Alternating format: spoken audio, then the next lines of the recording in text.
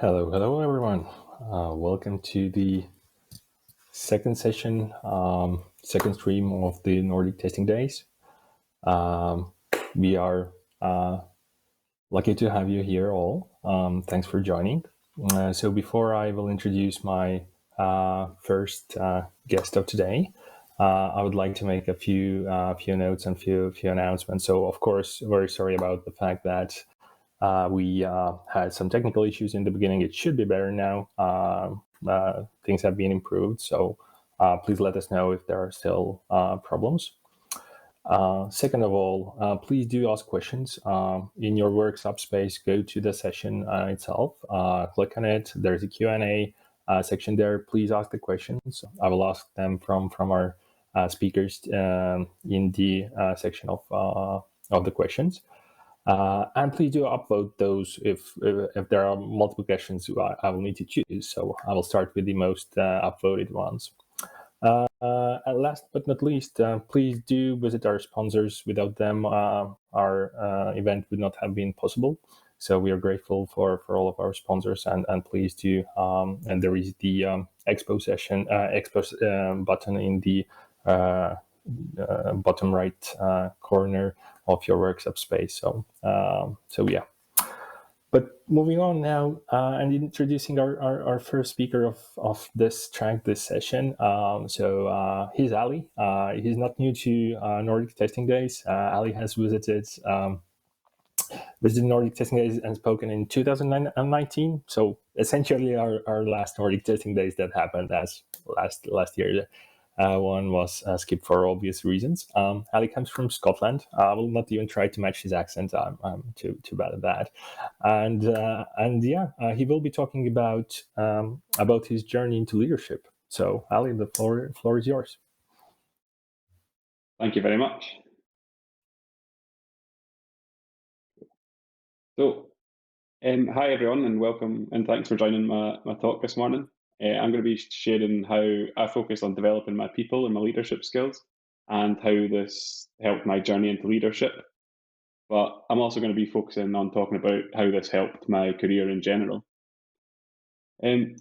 So, first of all, I thought I'd share a little bit about myself. As I've been introduced, my name is Ali, and I'm from Edinburgh in Scotland. And I was a software tester for over 5 years, and I was carrying out various testing roles. I started off as a games tester before moving to being an automated tester, and then I performed as a test coach in an agile team. But for the past 2 to 3 years, I've actually been performing in the role of DevOps consultant. So whilst my technical career has changed, I've been a line manager and a team lead for over 3 years now, so that's kind of stayed consistent. And I found that no matter which role you are performing, there are a standard set of people skills and leadership skills that you can develop and practice. And it gives you a solid base to build on and progress your career.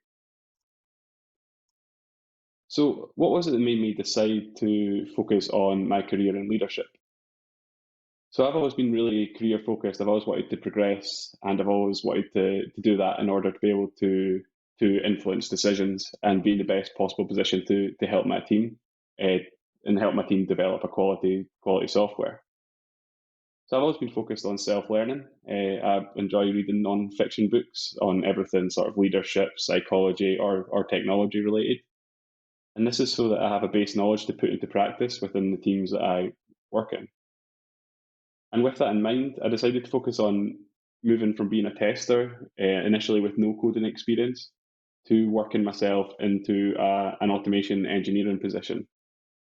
And I saw and that's because I saw the advantage that being an automation engineer within my team could have for my team. We could get fast feedback on a lot of the repetitive data testing tasks that we ran. In order to do that, I read books on code and practiced C# because that's what the team developed in. And I spent many hours practicing and writing automated tests. And after many months of practice, I became competent at writing automated tests for my team's functionality, but something was still missing. I still lacked that motivation. And this was a personal thing because I wasn't motivated purely by improving technically. I was still helping the team by getting that fast feedback and the automated tests that we were running. But I still felt like something was missing in my career. And I kind of sat back and thought about what I wanted to do in my career, what my motivations were. And my motivation so far had been helping my team from a technical perspective, but then I began to think, could I help people? Could I help the team in a different way? Could I help people develop their careers, or could I help build up my own people or leadership skills to help influence arguments that my team are putting forward, and argue decisions that we were arguing for? And in the end, this is what I decided to do. I'd always wanted to be a leader of some kind. The idea of guiding and supporting people in their development has always motivated me. And this kind of came about in two ways. I became a team lead and also eventually became a line manager, so in a management position. But at this point in my career, after being an automation engineer for a year or so, it seemed like the right time to focus on my leadership and people skills. So, with the background to my journey covered, what else will I be sharing in this talk that you can take away? And I'm going to be sharing ways to improve your people and leadership skills, using examples from my own experience. And I'll also be talking about how I define my leadership values and what values I found really helpful to help build trust within your team. And as well as that, I'll also talk about why focus on your people skills is just as important, in my opinion, as focusing on your technical skills. But I want to add one caveat to this talk. I think it's important that you only focus on developing these skills if you're truly interested and motivated in this area of work. If you want to focus on technical solutions and developing technical skills, then that's absolutely fine. That's a completely valid career path. Becoming extremely good at writing technical solutions and sharing that knowledge, it can lead to sort of architect positions, and a career path down that route. Because I find that in my experience, there's nothing worse than when companies force people down a leadership purely because that's the only option available to help you grow within that company.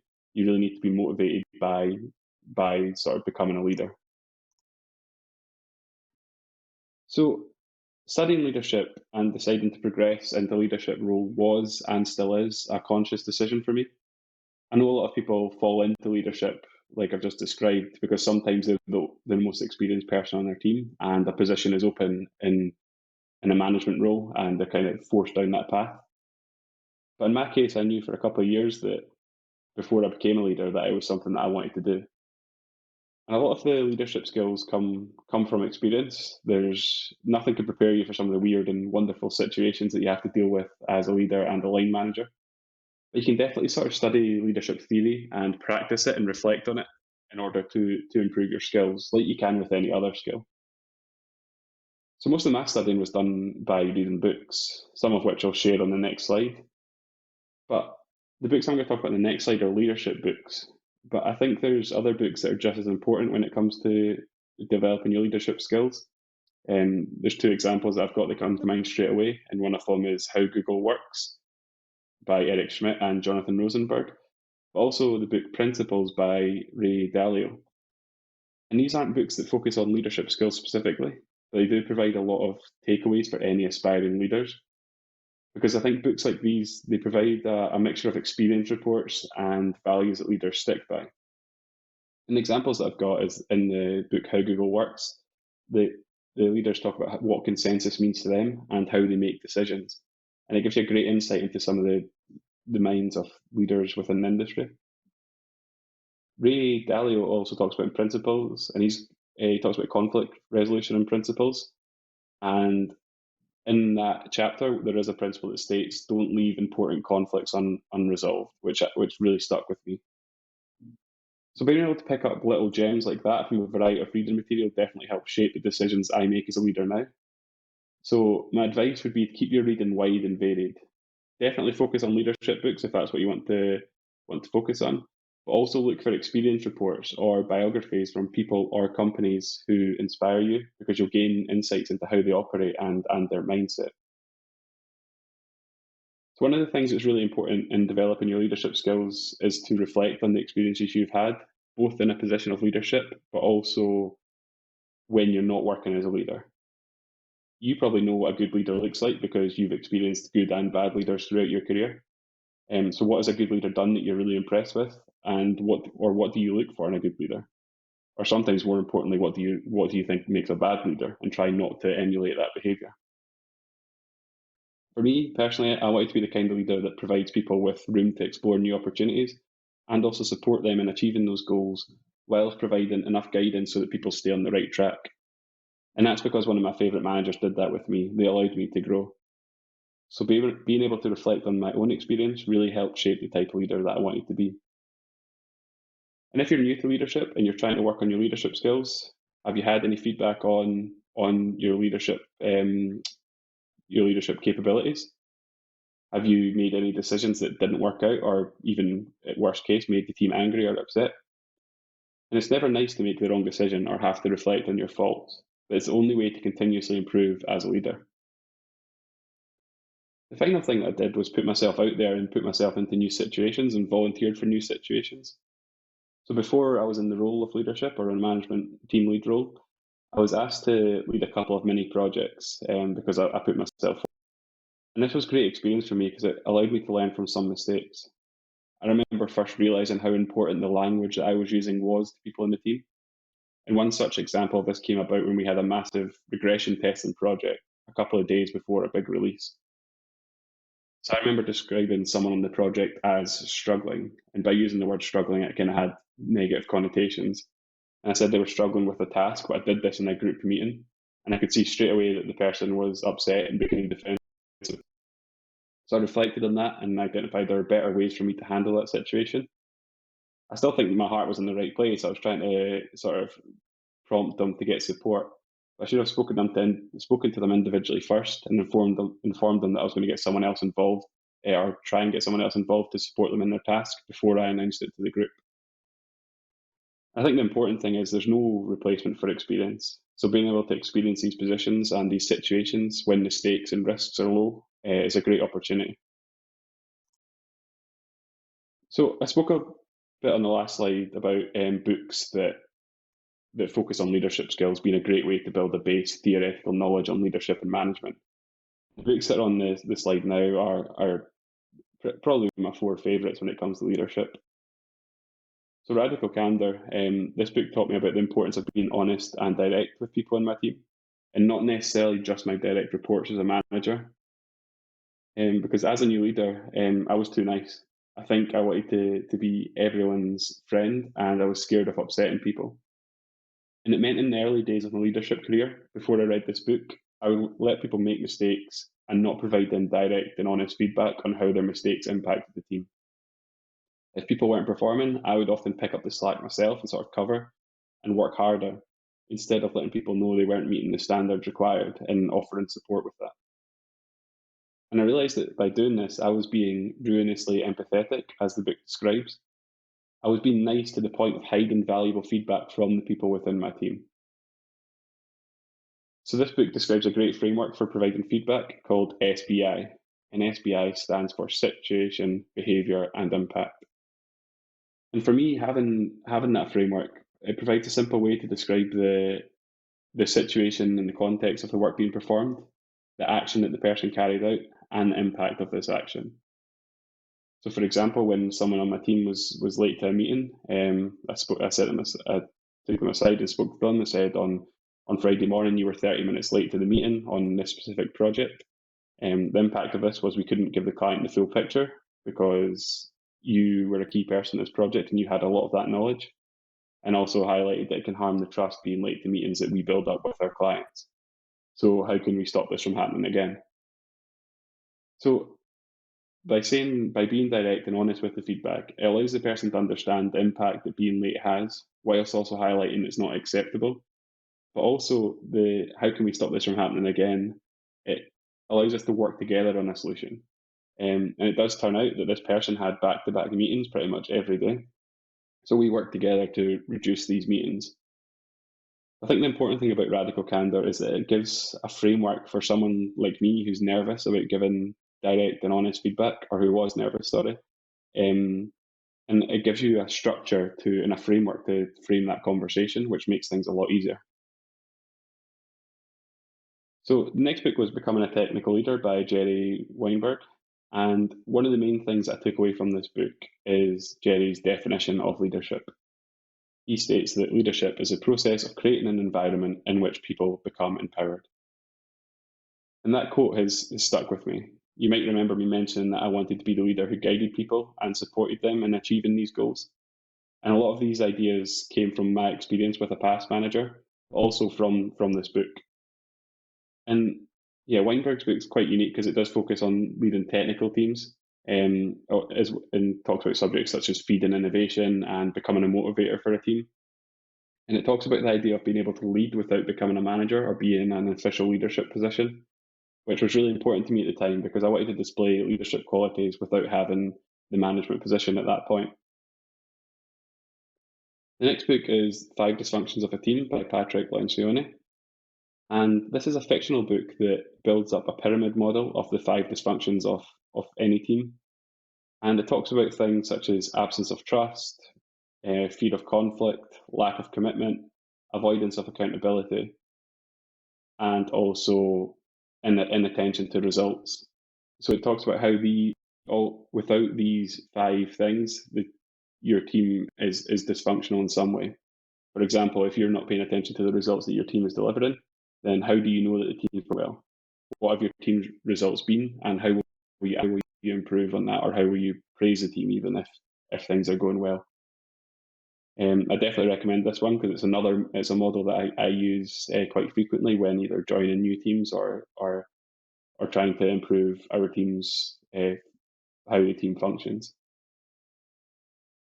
The last book is The Manager's Path, and I really enjoy it because it provides a real sort of leadership guide, um, or a guide to move into management positions and management tiers. So it's very much a career focused book because it's written as a pathway into the different levels of management. So it talks about things from mentoring to managing multiple managers to also managing upwards and talking to senior managers in the company. So I still go back to this book now and again when my role has changed or when I've got important conversations coming up with senior managers. So the important thing is that all four of these books have overlapping theories. I find myself going back to them for their specialist areas. If I was going to recommend one book to start with, it would be Radical Candor. And I think that's because the importance of being able to give direct feedback in an empathetic, direct, and honest way will be valuable to you throughout your career, whether you wish to progress in management and leadership or not. So, when I first set out on this journey, I wanted to set out what my values would be. What type of leader did I want to be? What values did I want to display to help build trust with others in the team and ultimately the people that I would be leading and managing? And the first value I decided on was empathy. So displaying empathy has helped me a lot throughout my career and not just as a leader. As a tester, being able to empathize with a developer's situation when testing the solution that they've developed has allowed me to frame conversations when reporting bugs. If I knew that a developer was working in an area of code that was legacy and was prone to bugs, then I'd sit with the developer and pair on a solution. So they knew exactly what it was I was going to be testing after it was deployed, and we could maybe work through some of these problems together that they were facing. And as a leader, empathy is really important because it allows us to understand the root cause behind some decisions or the root cause behind performance issues. So by listening to people and understanding their context, we can build relationships with the people that we lead or manage or work alongside and help them work towards a solution. It's really easy to judge people and judge them purely based on poor recent performance or behavior that doesn't meet standards. But by showing empathy and working with them to identify the root cause of that poor performance, you help to build trust within your team. People feel safe bringing potential issues to you before they become performance issues because they know you're not going to judge them. The next value was honesty. And that's because nothing frustrates me more as a member of a company than when you hear rumors about job losses or team restructures or upcoming release dates and other major company decisions. When I was working towards leadership, I wanted to be as honest as possible with the people in my team. Of course, there's some things you can't talk about for legal reasons, for example, but even being honest and saying, I can't talk about that because it's going to be shared at all hands next week or something similar if someone asks you about these issues, it's a lot better than dismissing it and burying your head in the sand completely. So I used to worry about being honest about some upcoming decisions or uncertain times, such as team restructures, and that was specifically when I didn't know myself what was happening. But I soon realised that saying something along the lines of, there's a team restructure coming up, we don't know exactly what it looks like, but we'll keep you updated, is a lot better long term than only letting people know when you're 100% certain what the restructure looks like. Like with empathy, being as honest as possible helps you build up trust with the people within your team because you're not deceiving them or keeping anything from them. And when it comes to giving that honest feedback, radical candor, which I spoke about in the last slide, helped me provide honest feedback to my team when the performance wasn't meeting their standards. The next value was humility. And I've worked with leaders in the past who have refused to admit mistakes in order to maintain their sort of strong leadership reputation. And I didn't want to be like that because I felt like it meant that no other opinions were acknowledged after the event and there was no reflection that someone else may have actually been right. And humility for me is also about being able to display a self awareness that don't have the answers to everything as a leader. We hire really smart people. So if I disagree with them on a particular technical decision, then I need to take the time to understand why and be open to changing my mind. And by showing this openness to new ideas and admitting my mistakes, it also means that people will feel more comfortable providing feedback on my performance as a leader or manager, which will help me improve. And I would hate to be the type of leader who's destroying team morale and no one felt comfortable saying anything to me about it. Lastly, I wanted to empower people. Largely inspired by Jerry Weinberg's definition of leadership, I wanted to be the type of person, the type of leader who had helped me thrive so far in my career. I wanted to provide support, people with enough support and freedom to grow their career, whilst providing them with enough support to encourage growth. And this meant pushing people slightly outside their comfort zone. For example, gave someone an opportunity to present to the board a new testing initiative that we'd launched. But I was also providing support by working on them with that presentation and providing them feedback throughout. And for me, empowering people is also about allowing people to make mistakes. It's a cliche, but you do learn from your mistakes. And as long as people are making mistakes without massive consequences, then it's a really valuable learning experience for that person. And going back to my example of leading that regression testing project where I used the word struggling, I was able to make a mistake with the choice of language I'd used, and I received feedback on this afterwards. And it didn't have consequences for the business, and it didn't have any damage any relationships permanently within the team. I was able to speak to that person after. So continuous improvement is something that I talk a lot about when it comes to teams' processes and technical processes. But it's also something that you can be applied to your leadership journey as well. So being able to acknowledge mistakes, reflect on those mistakes, and what you do differently next time, and receiving feedback on your performance are three vital ways of practicing continuous improvement as a leader. So you need to start by being able to admit mistakes, and it's an important area in any sort of role that you work in. And an example of this came about when I was conducting my first set of end of year reviews, where I was speaking to a person and they weren't happy with the end of year review that they got. And this was a failure on my part because I hadn't set the expectation with that person that they were doing solid work, but not great work throughout the year. I showed humility by admitting this mistake with this person, but then we also decided on a more structured conversation that we would have throughout the year so that nothing came as a surprise when it came to end of year reviews.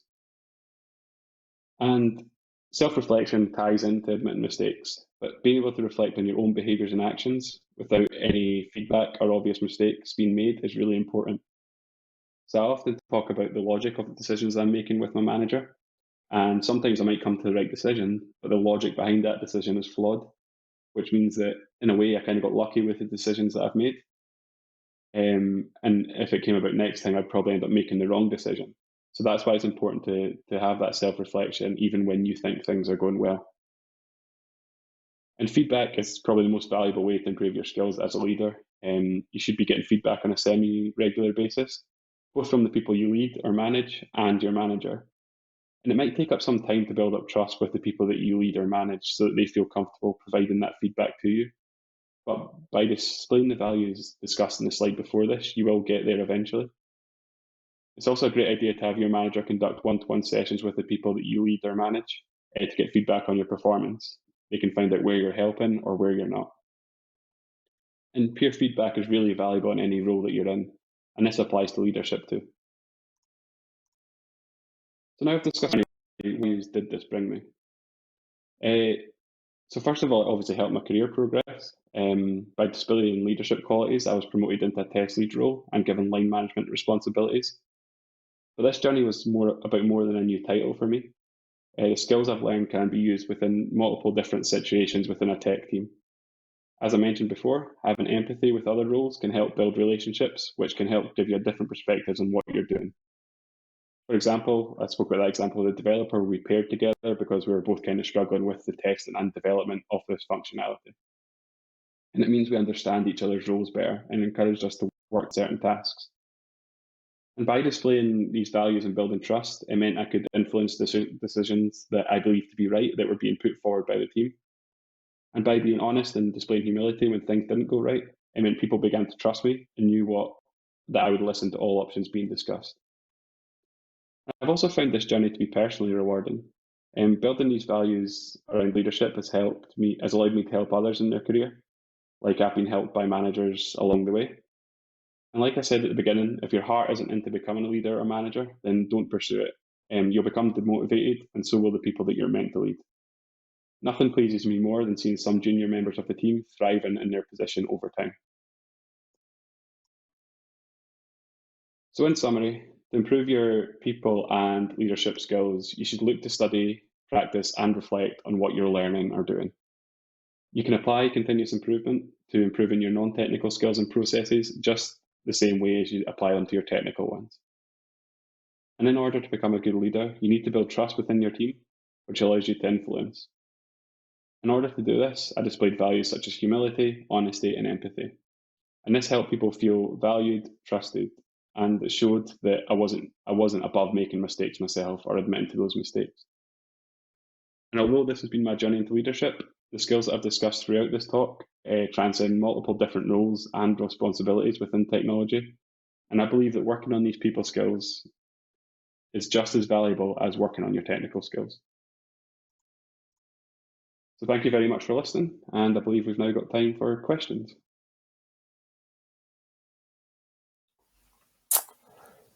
Yes, I encourage people to definitely ask questions. We don't have a big queue in those right now, but meanwhile, maybe someone is writing to our Q&A section.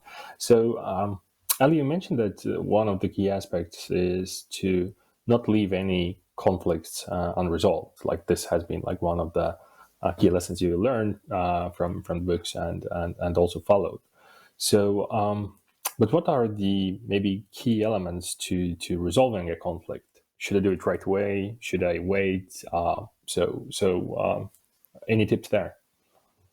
So I think a lot of it depends how the conflict comes about. But if the conflict's in a meeting, for example, and you've kind of got two people with two different opinions, it doesn't get resolved in that meeting, and it kind of threatens to drive the meeting off track.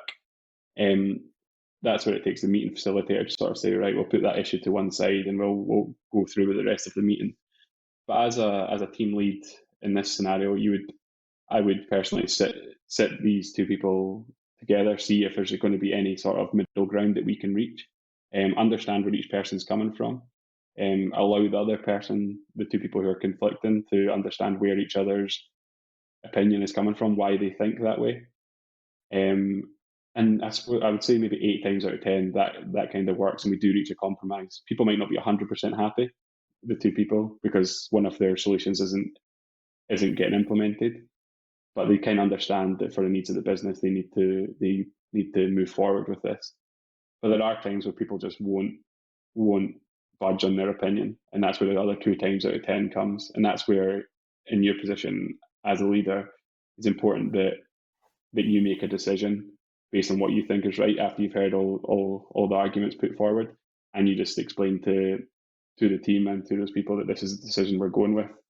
And that's where building up that trust and stuff that I've spoken about before becomes really important, because there are times where you will have to make decisions based on the evidence that your team's providing, even if your team doesn't 100% agree with each other. Thanks for that. And I do believe that often enough, conflicts are sometimes even a good thing for you as a manager, because what you also mentioned is that there are no replacements for experiences. So a lot of experiences as a manager you will get by resolving some sort of conflicts. It doesn't have to be conflict between people per se or team members per se, but it can be any, I don't know, even resource conflict whatsoever. But Yeah, this actually gives that proper thick skin to you and experience on what are the potential ways for the resolutions as well. yeah. That's a weird. But Sorry, have you got a question? yeah, go ahead. No, I was going to say that's a weird thing about leadership is that a lot of the pain that I go through initially. So when I say pain, like it's those weird situations where people lose like company property, for example, and you've never had to deal with that before. But then you learn how to deal with it, and you know better for next time. And it's not great when it happens at the time, but when you reflect back on that, you're like, okay, this is how I dealt with it. This is how I deal with it going forward. And next time a situation like that arises, it becomes easier to deal with. So a lot of the pain that you put up with, like any role, I suppose, it's not just unique to leadership, but a lot of the pain you put up with initially allows you to reflect later on and see how you would handle it differently. Or, yeah, and you can think about how you handled it at the time. Okay, thank you very much. Um, Maybe about like the thing we can't get over about the last year, about COVID. Mm. So how did it affect your journey as a leader, as a manager? So how did it impact you? It's been really difficult. I think I'm someone who always just sitting with the team and like in the same office. I know a lot of people want to move to remote work, and there's a debate, but not being with people all the time. Like it's little sort of visual cues you get from people sometimes where they might not understand what you're talking about, or like they might not understand fully, and you sometimes miss that when you're on like Teams or Zoom or whatever video call tool that you're using. But it's because what I found at the beginning, especially, was that meetings were happening just because they were meetings, and those meetings had a purpose. You didn't have that walk for a coffee, or that random conversation that happens in the office as you walk past someone. So it was really hard to sort of see how people were doing, especially as we early last year, as we were going into an actual pandemic, which was scary. At that point, it was hard to see how people were actually doing. So you kind of had to almost force that conversation. So it did mean we had to, like, we set up like rooms that were open for a couple of hours a day where you could just jump in and chat and things like that. But I suppose it was just about, for me, it was about making myself available to people as well, and knowing that they could reach out for a random call. If my status wasn't a certain thing, if my status wasn't busy or whatever on Slack, then it meant they could phone and have a chat. But it meant that, yeah, I think to summarize, I had to really sort of, as a team, not just me, but as a team, we had to really sort of force these conversations, these sort of casual conversations, because the only time we were seeing each other was in meetings. And I think one really important bit here for those casual conversations is actually changing the meeting routine, because often enough, like we have been used in previous times to start meeting right away, start with the business, but take those 3 4 minutes just to know what's happening, Yeah, what's up. So this helps a lot, and to have that kind of water cooler moment, absolutely. So yeah, yeah, it's definitely important to keep the relationship and to keep the team supported. Especially hard for some Nordic people though, for to not talk about the business. It was hard for me as well. Like I really like to start right on from when the meeting starts. Let's just focus on what we do. But once this period yeah. started, I understood the importance as well. Any other tips that you suggest that would help to manage the team remotely, to keep the team motivated, to keep the team spirit? You mentioned the separate calls you had, that anyone can come in, being available for the team. Anything else? So maybe it might not be unique to working remotely, but something there kind of something. Yeah, I got an idea in my head, because one of the things that I've always, or maybe not been great at, and you were saying like, you like to focus on work when you start meetings. One of the things that I that I need to work on. I talked about continuous improvement there, and it applies to everything. So when we're having a team meeting, I need to be better at celebrating successes of the team. So if we're doing a really good job or a milestone, my immediate thought, how can we improve this? How can we make it better next time? How can we drive this forward? That type of thing. Whereas I think what I need to do better at, and it's feedback that I've had from people that I manage, I need to be better at celebrating successes. And I think that could potentially, because even just taking that couple of minutes to reflect on how good a job we've done, maybe even getting, because we're consultants, so getting someone from the client side to talk about how pleased they are with the work, that type of thing, it really helps people take pride in what they're doing. Because it's really easy day to day to get sort of bogged down in the day to day struggles that we've got, like, oh, this process is rubbish, or this bit of the code is terrible. But when you look at the big picture and take a step back and look at what you've done as a team, like, it can be really rewarding. And I think things like that became even more important as we started working remotely. Even just meeting up for virtual beers at the end of a milestone was something that we did as well. And it's more of those sort of water cooler moments. I know that virtual beers aren't for everyone. We've tried a lot of the social events, like escape rooms and things like that during the pandemic. But um, yeah, it's been really difficult because we've had someone start on the team last year, so we never actually met we still not met that person in real life. So it's a really strange thing. And some of these conversations, until you have like a social aspect to it, you just don't have those types of conversations that allows you to get to know the person better. Social events is one thing, but also remembering to celebrate those successes that your team's having is really important as a leader. Absolutely, couldn't agree more. Because especially like previously, you were able to go to the desk of that other person, maybe chat on the work that was done and recognize right away. Now it's like all virtual. You have to make a separate effort, because you might not be even having a call in several days with Yeah. that person. So yeah, it's a separate kind of tricky subject to keep in mind all the time as a manager. Um, Maybe just hooking up on the continuous improvement. What about those situations? So you mentioned about the fact that it's important to learn from the mistakes, but what about if those same mistakes are repeated? So the person makes the same mistake over and over again. So is there any silver bullet there? No, that's when it becomes difficult, because most of the time you're hiring people who might make mistakes because they're new to so they're new to the way the team works, or they're new to technology, things like that.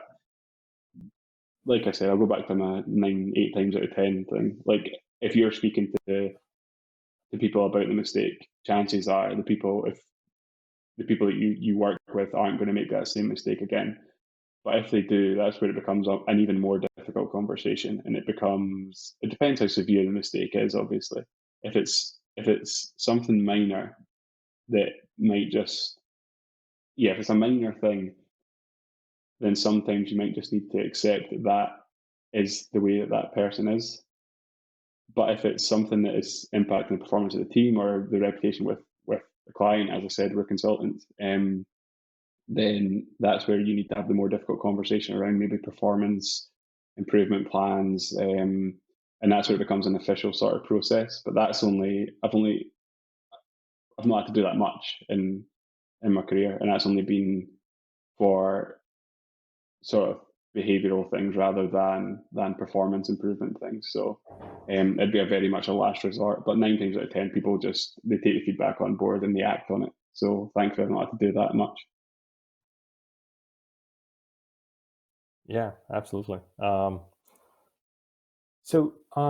see there are no right now anymore. So I would like to to thank you for your presentation. It was really interesting listening.